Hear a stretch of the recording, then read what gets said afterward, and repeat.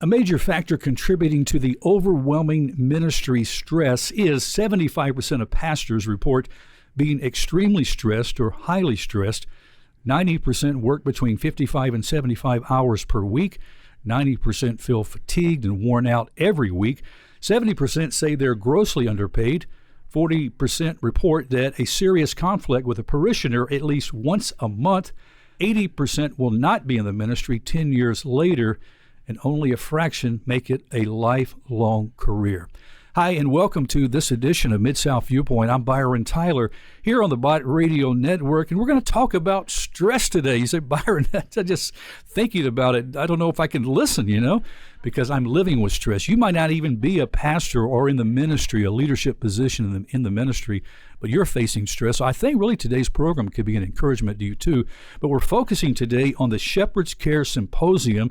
It's a day of self-care for pastors, ministry leaders, therapists, counselors coming here on March 4th. We got a lot of details to tell you about with our guest today, Bishop Frederick Gillum. He's the executive pastor at Journey Church, Memphis, with my dear friend, Pastor Dan Henley, and the Director of Clinical Services of the Church Developers Network. Frederick, welcome to Mid-South Viewpoint. Thank you, Byron, for having me here today. I'm excited to be here, especially to talk about this topic that's near and dear to my heart. Well, brother, as I was opening up with these statistics, this is sad, the overwhelming stress that they face. And today we're going to be focusing on caregivers, people who are helpers, people who are counselors, therapists, and pastors too. The load of stress that affects their ministries. Yes, and it's something that we often don't take into consideration. We just kind of take for granted that people that serve in those capacities just kind of on autopilot and do what they do. But pastors, ministry leaders, and counselors are facing the same challenges oftentimes as the individuals and the families that they're helping. If we don't seek to support the helpers, individuals that serve in those different capacities in the work that they do, then how will they be able to continue and be effective in that work? Yes. Frederick, let's back up with your story. I mean, how did you get into the ministry and something about your backstory? Yes. So, I gave my heart to the Lord in 1996 in my early 20s, and just began to serve in different capacities. And then the Lord led me to Journey Church, where my wife and I serve as executive pastors, and also with Apostle Daniel Henley and the Church Developers Network, I serve as the director of pastoral clinical services. And I am a licensed professional counselor and marriage and family therapist. I'm in private practice, and my private practice is Aesthetic Life Counseling Services. Well, the Church Developers Network has had a history of ministering to pastors, encouraging pastors. Family life, marriage life is so important to make sure it's healthy. And there's ongoing care through the Church Developers Network. And that's why this symposium on March 4th is being organized. Yes, absolutely. Because, one thing I say is God will often use an inside man or inside woman, somebody that is tethered to the work. And so with this Shepherd's Care Symposium, I know personally about the stress that's associated with the work on both sides as I serve, in the pastoral capacity as well as in the counseling capacity. And so if we can offer community services to strengthen our individuals, couples, and families in the community, what about those individuals who are providing services to them? Yeah. Yes. Frederick, in your counseling ministry with pastors and their spouses, what are some typical things that you've uncovered that are causing stress and pressure on the pastor, even with this family too? Yeah, so oftentimes the person or the family that may be sitting across from the minister or the counselor, the person who is administering the help may be dealing with some of those same things in their personal life. And sometimes we think that the helpers are exempt from the stress.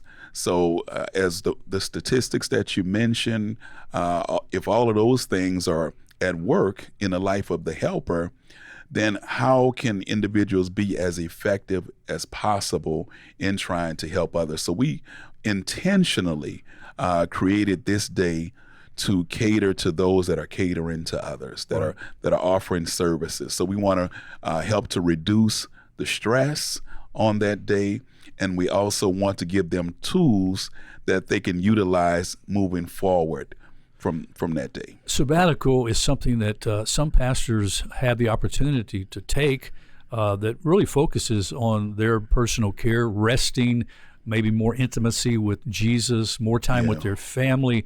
But as you and I know, unfortunately, not every pastor is able to take these sabbaticals that sometimes could last several months, a few weeks, or even a year, away from the ministry to reflect and to kind of, reset and get along with the Lord. Many pastors and those we're talking about today are bivocational. They're pastoring a congregation. They're working 40 plus hours at a job, plus they're pastoring. Yes, it's a lot of stress and strain that goes into it. And as you mentioned, sabbatical, the sabbatical doesn't come often enough. So it's like the question is, so what do you do in between time, until you get to that place of sabbatical? So the Shepherd's Care Symposium will offer education as well as experience on that day to help them with the day-to-day and week-to-week until you get to the sabbatical. Because if you are not practicing good self-care, prior to getting to that sabbatical, by the time you get there, you'll be burned out or exhausted, overwhelmed. Yeah, that's a good word there. A recent Lifeway research study on the greatest needs of pastor considered some of the mental challenges pastors face in the ministry. While nearly half of the pastors say discouragement, about 48%, and distractions, 48%, are challenges they face, stress, 63%, emerges as the number one challenge for pastors. So this is something that they face constantly. This is a day in and day out thing. And like you're saying, you got to learn how to cope and deal with that, because after a while, stress over a period can start affecting you physically. Oh, yes. And that's the thing. Sometimes when we're operating or functioning in the capacity as the helper, we have this stigma about getting help. And what will that mean for me if I'm getting help, if I'm acknowledging or owning that I'm overly stressed, right? So sometimes we have like the martyrdom complex or the hero complex, and we have to normalize the humanity of these service positions, in that, this whole thing was really birthed out of Exodus 18. So when we look at Exodus 18, Moses was doing what God had given him to do, which was to judge the people from morning until evening. And God sends his father-in-law, Jethro, to observe his practices. And Jethro asked the question, Moses, what is this that you're doing? And he begins to break down his job description. He said, God sends the people to me with their issues, both small and great, and I judge them from morning until evening.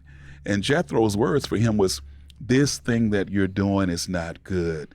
And he, gave him some counsel so that he could be effective in the work, and he could relieve not only the stress and pressure from himself, but the people were being worn out as well in the process.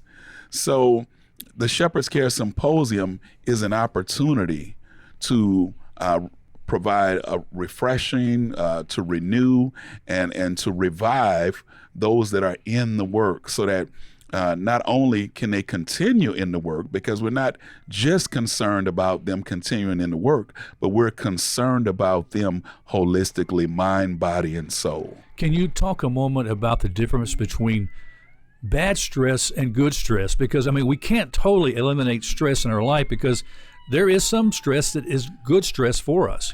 Yes. And that's not the goal of the symposium, is to totally eliminate stress, but tools for managing stress. So the good stress, and sometime in ministry, as you're involved in a building project, or you're having some new ministry that is being implemented in the church, that could be some good stress, because maybe you're yielding some results that resemble the growth of the kingdom. And at the same time, some of those very projects can cause a lot of undue stress or cause distress because the amount of time and energy that it takes. So it will in turn affect a person's mental health, physical health, emotional health. But oftentimes what we do is push past the warning signs.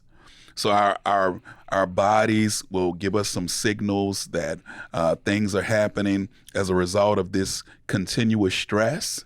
And so we want to be able to talk about that and distinguish, how can we bring the good stress into our lives to counteract the negative stress that we all are faced with on a regular basis. Right. But the thing is, we can't wait until, well, we know for pastors, the weekend is really, extraneous work, day or work weekend because you're preparing and you're serving. But these are the things that we have to implement on a daily basis because stress is not going to wait for us to get it together. It's going to come. We'll have unexpected stressors, grief and loss. Right, we deal with those things as pastors, as therapists. Sometime in your family, you may have family members that are going through very difficult situations, and you're trying to support your own family and support those that you've been called to minister to. And on this day, we just want individuals to come in and to know that we see you, that you are appreciated, and we have a day, and it's going to be fun. Yeah. It's going to be laughter. It's going to be filled with excitement. We're going to have plenty giveaways on that day. We partnered with some community partners like the YMCA and Gold's Gym. They are giving away a total between the two of them 6 one-year free memberships for those that are in attendance. There'll be a drawing. We're doing a drawing for a massage chair. Yes, we're going to have breakfast and lunch will be included. Hot breakfast, hot lunch. We'll have licensed massage therapists there to do chair massages. And we're going to have other vendors that will be joining us that will also be doing giveaways. So it's just going to be a day filled with education and excitement. We'll start off with centering prayer. So Apostle Daniel Henley will lead us in that. I'll be doing a keynote on stress reduction, tools every helper needs in their toolkit. We'll have a licensed psychologist, Dr. Shonda Murphy, and Michael Burnham, who are steeped in mindfulness-based stress reduction. So they'll talk about the further impact of stress, and they'll take the audience through the mindfulness-based stress reduction experience. We'll have more chair massages during the lunch hour. We'll have another local therapist, Paul Burkus, who will be doing music therapy, and Paul's also a worship leader. And so, I tell you, last year, it was phenomenal.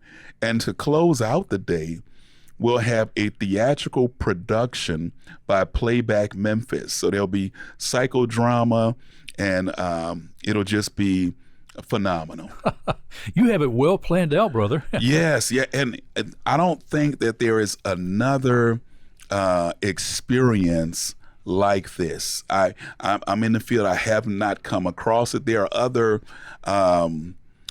other experiences or other venues that offer education, but we're not just offering education. We're also offering a well-rounded experience. Yes. So that when individuals come in, from the time they enter the door, they come through the doors until the time they leave, our goal is for them to be refreshed, renewed, and revived. And we will have 2 nurse practitioners on site doing blood pressure checks and offering other medical services. I'll tell you what, it sounds like a wonderful way to be encouraged and to help, like you said, get these tools that you mentioned that you're going to be giving the keynote address. Yes. And then offering some tools. Can you maybe pull 1 or 2 tools out of that tool bag right now and share what you'll be talking about? Yeah, so we'll be talking about the importance of sleep hygiene. Well, in our society today, we're being pulled in so many different directions.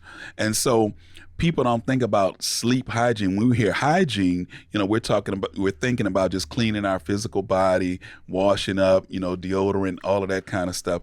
But there is something called sleep hygiene, where we get sufficient hours of rest to be able to reset our brain and our bodies. So when we're not getting adequate rest, in turn, it affects our overall well-being. It affects our ability to concentrate and to focus.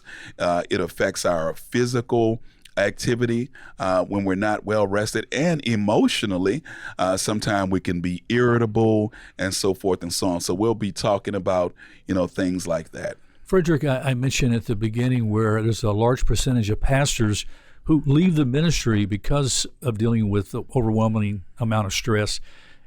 Have you been to that place in your life, in your ministry, where it was so overwhelming that you thought about leaving the ministry? And if so, what did you do? Yeah, thank you for asking that question. It's a great question.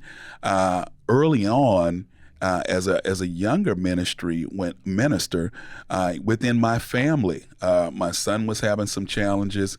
He was diagnosed with ADHD, with ODD, oppositional defiance disorder. We were having a lot of challenges from the school, and at the time, I was not familiar. I was not a therapist then. I had no frame of reference for counseling support, and it was through those experiences that we began to incorporate the counseling support, because it was causing a strain on me in ministry, because I was having so many personal challenges within my family.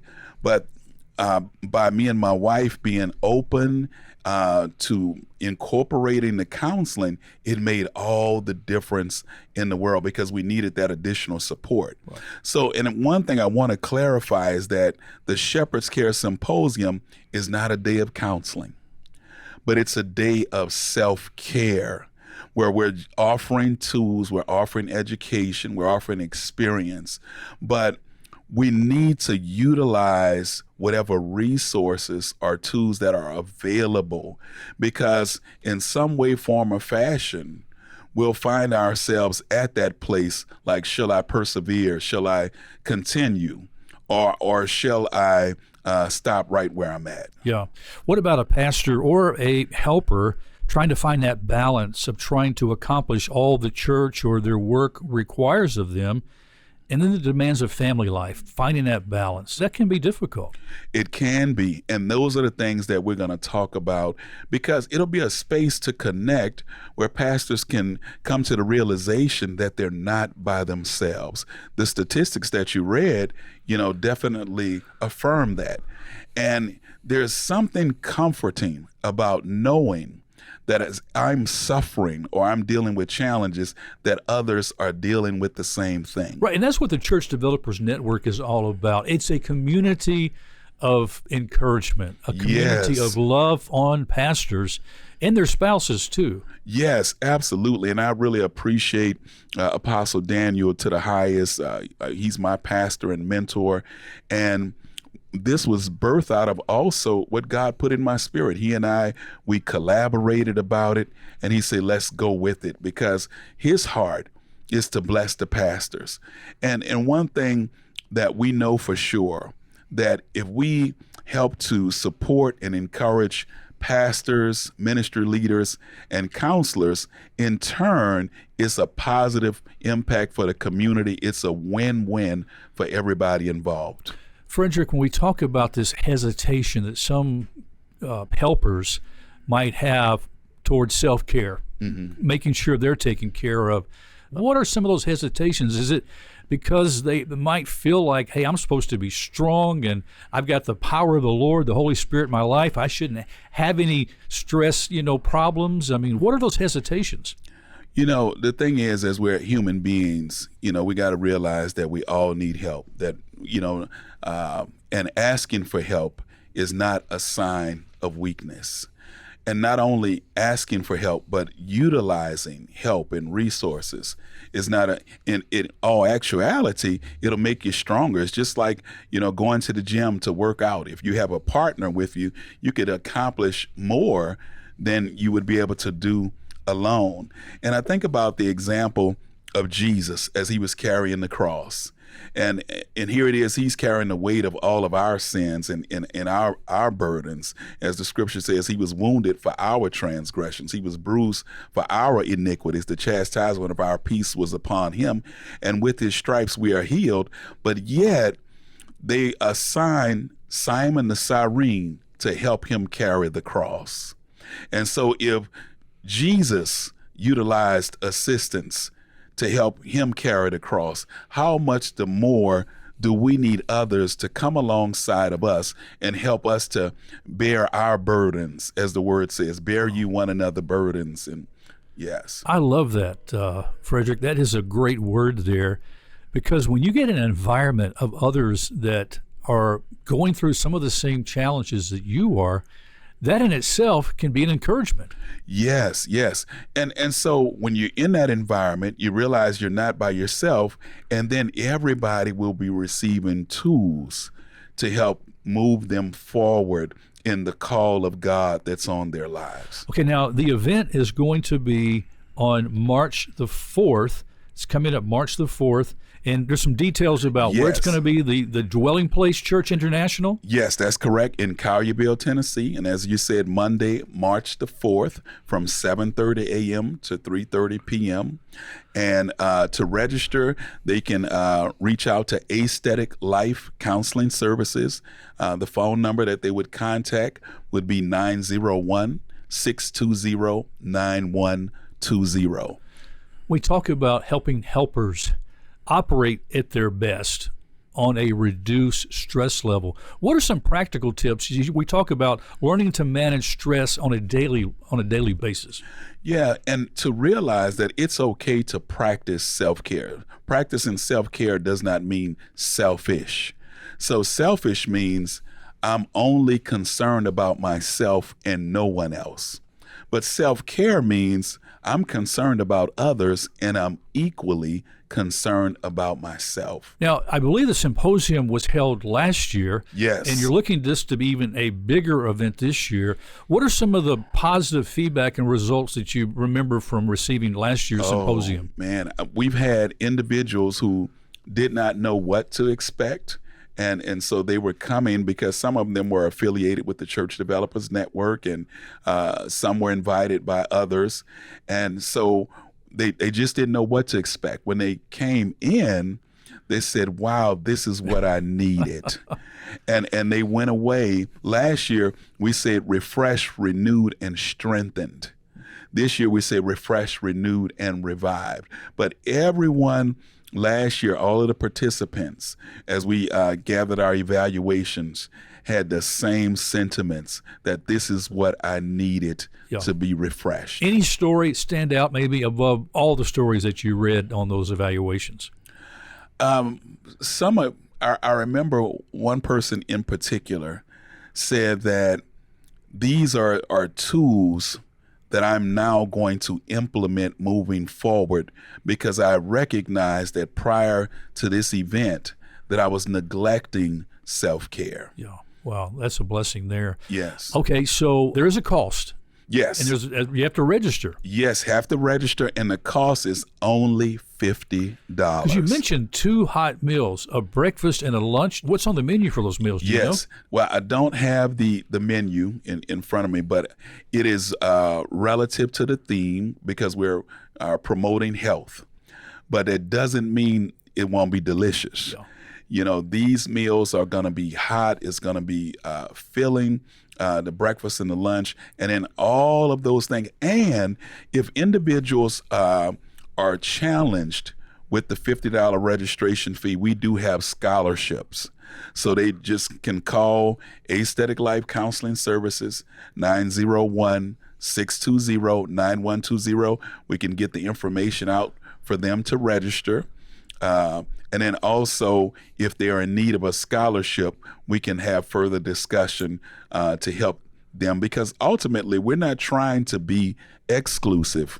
We're trying to be inclusive. I like that, Bishop. Yes.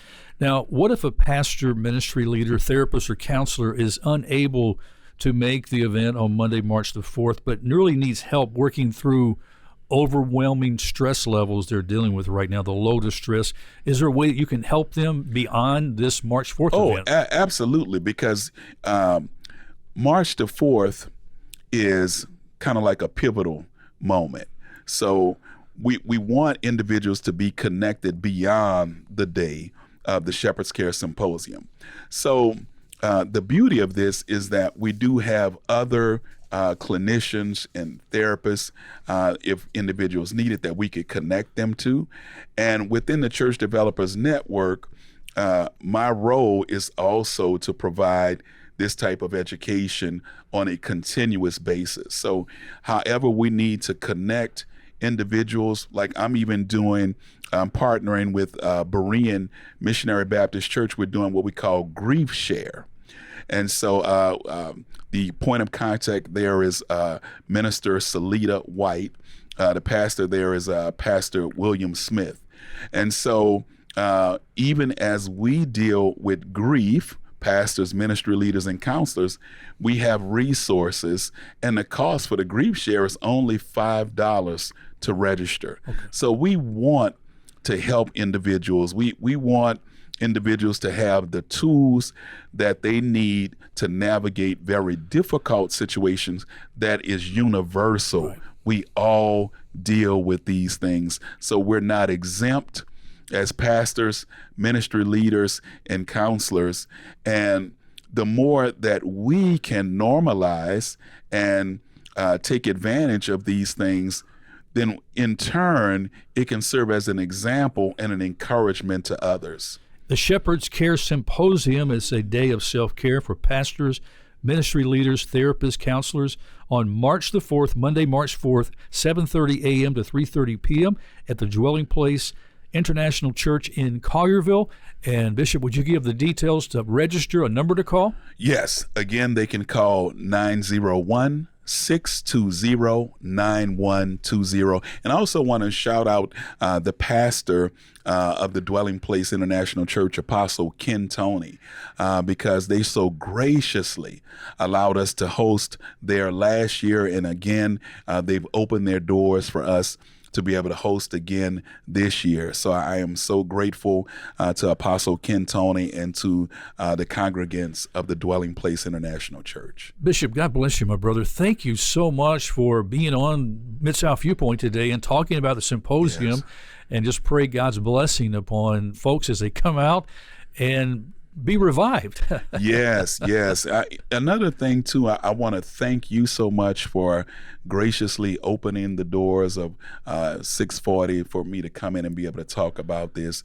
And I'm just excited. I'm excited about it and looking forward. And we have another surprise element, so I can't reveal what that is. But when individuals come in at 7:30, they're going to be pleasantly surprised when they come through the doors. All right.